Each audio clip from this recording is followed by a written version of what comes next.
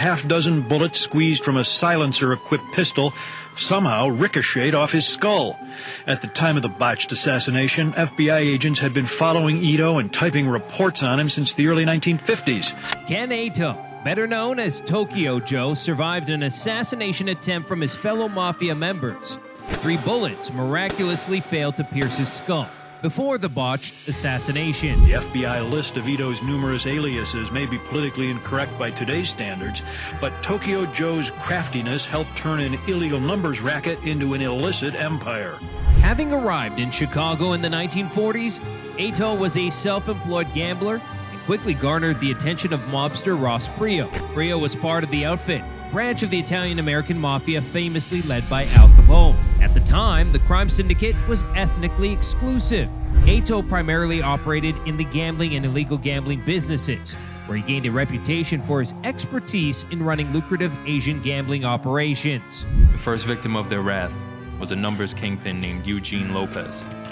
Lopez wasn't interested in sharing his racket, so Ross Prio decided he had to die.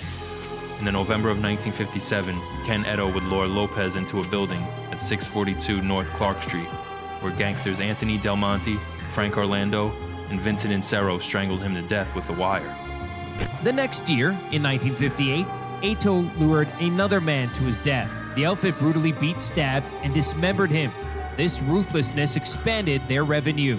Ito then established Bolita Rackets, a type of lottery which generated hundreds of thousands of dollars weekly. From there, things were on the rise. In the 1960s, Ito became the highest-ranking Asian American, attracting the attention of the FBI. Ito and many other Mafia members were summoned before a federal grand jury to investigate the numbers racket. They didn't talk. Ito took over gambling rackets led by Hawaiians, establishing a gambling base in Honolulu, Hawaii. He also traveled to San Juan, Puerto Rico, where he played a role in setting up a multi-million-dollar hotel for gambling operations. Eventually, Ito was instrumental in giving the Italians a complete monopoly on gambling in Chicago, gambling that thrived on payoffs to Chicago policemen. By this time, he would assemble a large crew of Asian gangsters that he brought over from Hawaii as his underlings, with names such as Mitch Yoshi, Raymond Tom, Stanley Imaoka, and Charlie Oda as his lieutenants.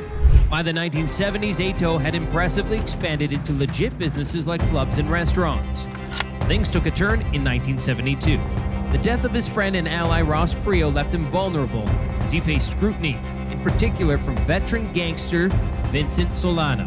At the time, Ito's gambling operations were also challenged by the rise of black and Hispanic gangsters.